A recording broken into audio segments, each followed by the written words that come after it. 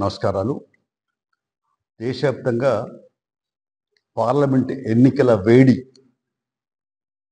ఎండలు ఎంత వేడిగా ఉంటాయో అంత వేడిగా రాజకీయాలు శరవేగంగా వేడెక్కుతున్నాయి.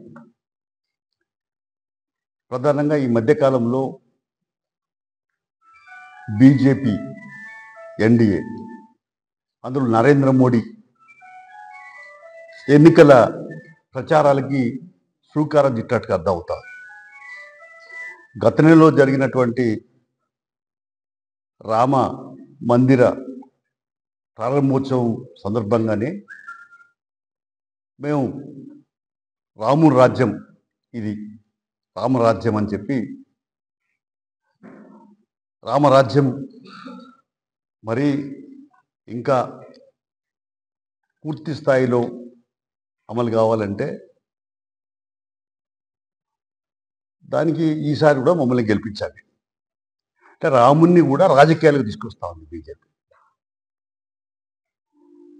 ఎందుకు తీసుకొస్తా ఉంది అంటే వాళ్ళ అసలు రంగు నిజస్వరూపం బట్టబయలైంది. అసలు రంగు బయటపడ్డది. ఆయన చెప్పినటువంటి ఏ హామీ ఒక్కటి అమలు కాలేదు.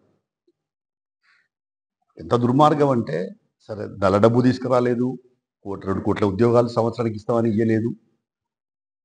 పోనీ ఈ మధ్య మనం చూస్తున్నాం సాగునీటి 3 చట్టాలు తెచ్చిన తర్వాత వాటికి ఉపసంహరించుకోమని చెప్పి ఇప్పటికీ ఉపసంహరించుకోలే. అదే సందర్భంగా 365 రోజులు సంవత్సరం పాటు సమ్మె చేస్తే 750 మంది రైతులు చచ్చిపోతే హామీ ఇచ్చాడు. ఇది నేను ఏదైతే ఉందో మద్దతు ధర ఇస్తాను, సపోర్ట్ ప్రైస్కు చట్టం తెస్తాను. చట్టం తేలే. ఇప్పుడు చట్టం తేమని వీళ్ళందరూ కూడా మొత్తం ఢిల్లీ నగరాన్ని దిగ్బంధనం చేస్తే మళ్ళీ ఎంత ఫస్ట్ టైం భారతదేశంలో మన స్వాతంత్రం వచ్చిన తర్వాత డోన్ల ద్వారా బాష్వాయుని ప్రయోగించాం.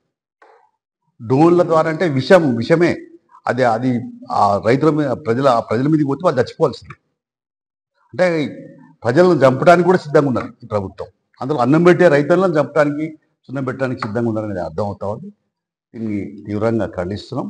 తక్షణమే మీరు క్షమాపణ చెప్పాలి రైతులకి. అలాగే చట్టం తెస్తామని తేవాలి. స్వామినాథన్ కమిషన్ సిఫార్సులు అమలు చేస్తామని చెయ్యాలి. పంటల బీమా పథకం ఇట్లాంటివన్నీ కూడా చేయాల్సిన అవసరం ఉంది. కాబట్టి ఆ సాగు చట్టాలు వాపసు తీసుకోవాలి. లేకపోతే మాత్రం రాముడు మంచివాడు, అందరివాడు, రాముడు ఆరాధ్య దేవత, నమ్ముకున్న వాళ్ళందరూ కోరుకునేవాడు. కాబట్టి నమ్ముకున్న వాళ్ళందరూ తప్పనిసరిగా ఆయన కోరుకుంటారు. దానికి సంబంధించిన విషయంలో రాజకీయాలకు రంగు ముడిపడం కరెక్ట్ కాదని చెప్పి మేము ఖండిస్తున్నాం. ఇది తర్వాత ఇండియా కూటమి కూడా అందరినీ భాగస్వామ్యం చేసుకొని ఈ ఎన్నికలు భవిష్యత్తు భారతావని యొక్క భవిష్యత్తు నిర్ణయించే ఎన్నికలు. ఇవాళ ప్రజాస్వామ్యం ఉండాలా లేకుంటే నియంత్రణతో రావాలా అనే సవాల్తో జరిగే రేపు పార్లమెంట్ ఎన్నికలు. కాబట్టి నియంతృత్వం పోవాలి అంటే ఉండద్దు అంటే ప్రజాస్వామ్యం కావాలంటే బీజేపీని ఓడించాలి. అందుకని బీజేపీకి హటావో దేశ్కో బచావో అనే నిదానంతో పోతా ఉంది. అయితే ఈ మధ్య మాకు చాలా వార్తలు వస్తున్నాయి ఏంటంటే బండి సంజయ్ చేస్తున్నట్టు యాత్రల సందర్భంగా సరే రామునికి సంబంధించిన విషయంలో సుప్రీంకోర్టు కూడా చాలా క్లియర్గా తీర్పు ఇవ్వలేకపోయింది. ఎందుకంటే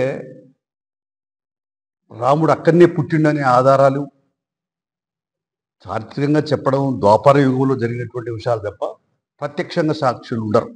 చనిపోతారు, 100 సంవత్సరాలు కాగానే ఎవరికి చచ్చిపోతారు. కాబట్టి అప్పుడు ప్రత్యక్షంగా సాక్షులు లేవు. అయినా అక్కడే ఉంది కాబట్టి సుప్రీంకోర్టు కూడా ఆ రకంగా తీర్పిచ్చింది. అయితే రాముడు ఎక్కడ పుట్టినాడు, గదే స్థలమా, ఇంకెక్కడ పుట్టిండు, లేకుంటే వేరే ఎక్కడ పుట్టిండా, చరిత్రలో రకరకాలు చెప్తూ ఉంటారు, ఒక్కొక్క రకంగా చెప్తూ ఉంటారు. కానీ ఇవాళ ఇక్కడ బండి సంజయ్ ఒక ఎంపీగా ఉండి బీజేపీ జాతీయ ప్రధాన కార్యదర్శిగా ఉండి పొన్నం ప్రభాకర్ వాళ్ళ తల్లికే పుట్టిన గ్యారెంటీ ఏంటి అనే పదాన్ని వాడాన్ని సిపిఐ తీవ్రంగా ఖండిస్తున్నది. ఎందుకంటే బతికున్న తల్లి, నేను ఇప్పుడే మీరు ఎమ్మెల్యే ఉన్నప్పుడు పిఏ ఉన్న నాగరాజు వాళ్ళ పెళ్లికి వేస్తున్న వాళ్ళ బిడ్డ పెళ్లి, అక్కడ వాళ్ళ తల్లి కూడా కలిసి మాట్లాడి, వాళ్ళ భార్య కూడా కలిసి.